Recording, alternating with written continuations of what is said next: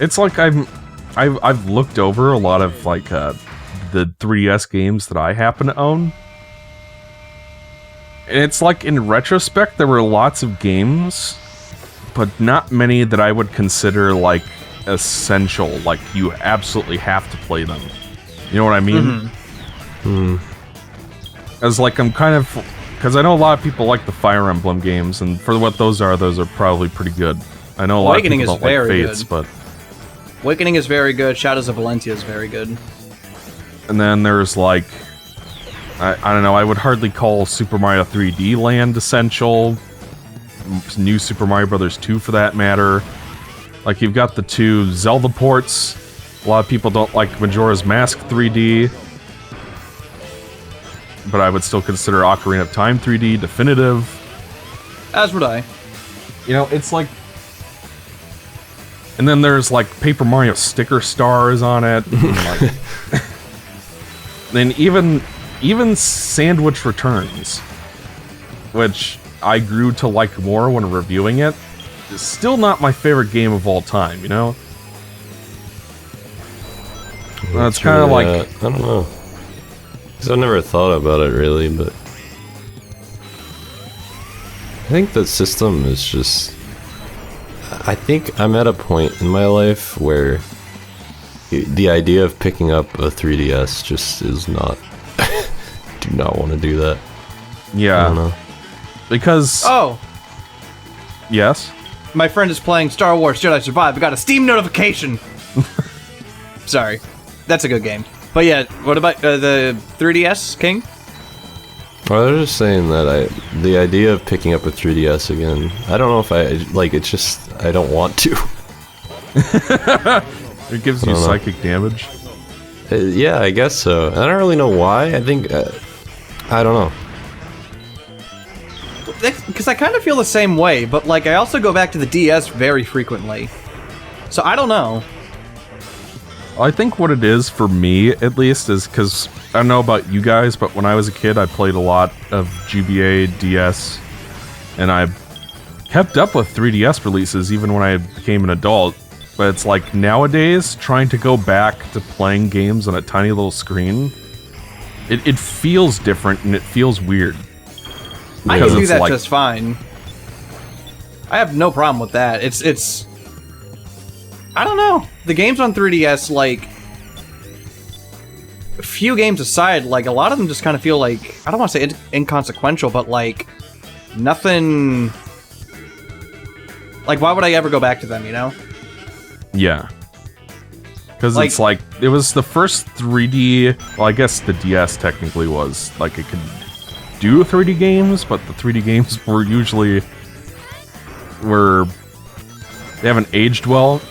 It's the kind of whole thing with handheld consoles in general, where, like, for the time they're impressive, and they offer, like... Neat, I can play this... I can play an NES-like game on the go on my original Game Boy, but then you kind of go back to some of those now, and it's like, why would you ever want to play Street Fighter 2 on Game Boy if you have the option? Especially now that we live in an era where you could probably play Street Fighter 2 on your Switch, even. I think maybe the Switch has something to do with my feelings. And the Steam Deck, for that matter. Did you just clip through that platform? Maybe. Maybe I did it because I'm cool. I've never seen that. Are we in agreement that this is the best Gamma level? Yeah. Yeah. There's like no other competition even remotely. Because like even parts like this are all over SA2, especially Eggman's levels. Yeah. Like when you get to the arc. Like, it's just really fun to lock onto things, and this is the only level that really kind of plays that up a lot. And it's the only level where the time limit matters even a little bit. Yeah. Leave me alone, fucking monkeys! Fuck! I got bodied. Stop jabbering me, pussy!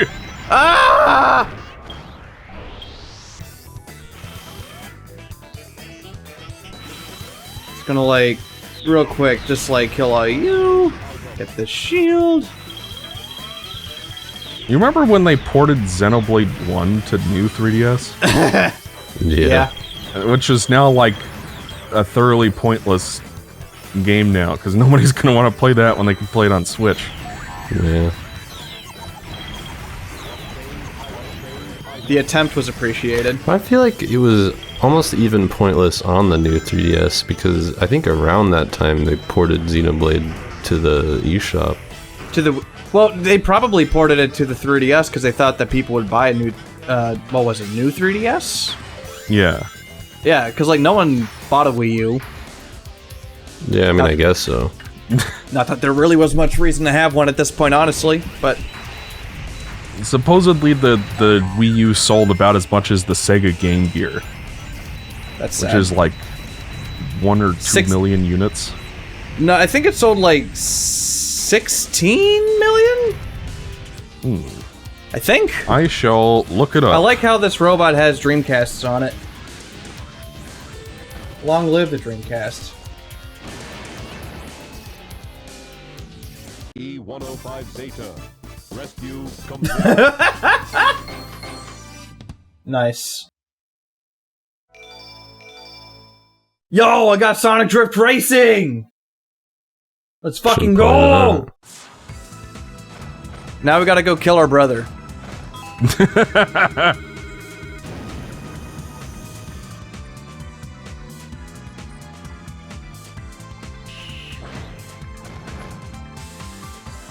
Wow. E-105 Zeta rescue complete. E-105 Beta? That's what he just said. The subtitle says Zeta.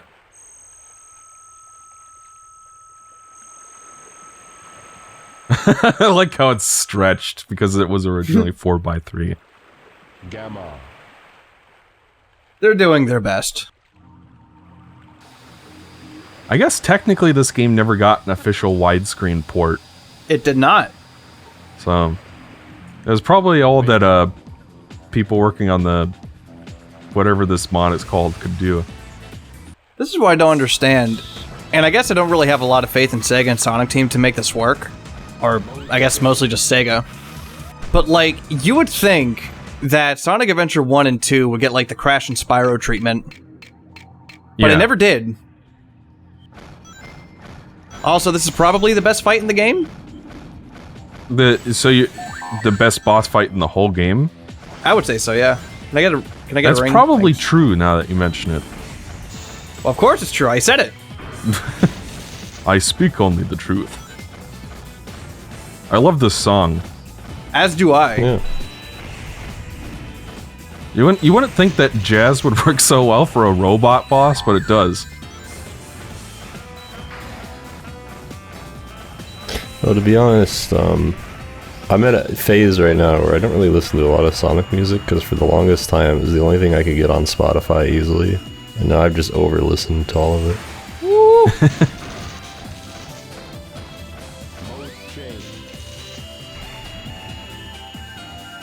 Oh, is he gonna do the Dragon Ball Z shit?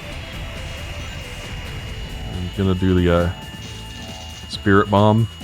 Yes. Yep, here he goes. Kamehameha! Kamehameha! Dude, we should play that. We should play Dragon Ball Z Budokai. There's a new one coming out, so... Oh, yeah. Oh, that's Tenkaichi? Yeah. I played Budokai on the GameCube like all the goddamn time. I fucking loved that game. And there you go. That's Gamma. Are they gonna go the One Piece Odyssey route and have no English voice acting for no reason? What? I didn't know that. Did you even know that One Piece Odyssey existed? I feel like that game flew under the radar pretty hard. Well, I saw it in the store, and it was like, this looks interesting. Especially now that I've seen, like, the first half of it. I haven't really played much of it. I think almost every One Piece game I've ever played has been really not good. What was that one for the PS1 Warriors, that filler arc was based on? Ocean's Dream? Which one? There's like a filler arc. I think it's between Skypiea and Long Ring Longland. Well, G8. And the plot is basically that everybody loses their memory and doesn't remember spending all this time with each other. So Nami still thinks she's working for Arlong, and like Arlo. Arlong. And it's like actually a pretty good way to get acquainted with the characters if you haven't seen all the arcs before that. Because like you get to see whatever the guy, Usopp is still a coward, and Nami thinks she's working for Arlong. Zoro doesn't know where he is. And then they sort of have to figure out how to get their memories back, but they don't trust each other. And apparently, that arc was based on a video game for the PS1 where Eric comes back, I think. Your brother's in One Piece? There's a character named Eric. He might have a different name in the Japanese, but it's like a Warship Island, the filler arc between Log Town and Reverse Mountain. Listen, I'm really not familiar with the filler arcs at all. I have a very important question to ask you. Did he ever at one point live in a giant boot? No, I don't think that Eric did. Man. Also, I fucking love this ending. We haven't talked about it much, but I love it. I watched most of the filler arcs, but I skipped Long Ring Long Land. In One Piece. What did you do? I watched most of the filler arcs, including like the Rainbow Mist, Warship Island, G8, but I did not. I got like 2 episodes into Long Ring Long Land and peaced out. Oh. Well, I hope you at least watch the end of that arc. All I know is that Foxy guy comes back later. Did you... all I'm asking really is, did you see Aokiji freezing Robin and stuff? Oh, yes, of course, I saw that. Yeah, because that's technically part of Long Ring Long Land, I think. Also, I beat Gamma. Yay. Yeah. Are we in agreement that out of the 6 characters in this game, that Gamma has the best story? Yes. Yeah. Well, I would agree to that. Because like they tried to have character development for all the characters, like Amy becomes more independent, Tails learns to get out of the shadow of his friend, and become a hero in his own right. That's next time. And it's like, I feel like Gamma has... I guess I can only really give it credit for having an interesting science fiction concept where a robot gains sentience and betrays its creator. Well, it's also in the sense where it's like every Sonic game that we played, you jump on robots and an animal comes out, and now we actually got to play as well, like, in that perspective. Yeah. And I think it's interesting. A cool subversion on the trope. Like I'm sure that in the annals of science fiction that there are plenty of there are plenty of stories about robots gaining sentience that are better. Like I would probably argue that Detroit Become Human is one of them. Well, it's funny that earlier you were talking about I have no mouth and I must scream. That's pretty much what it's about. Oh.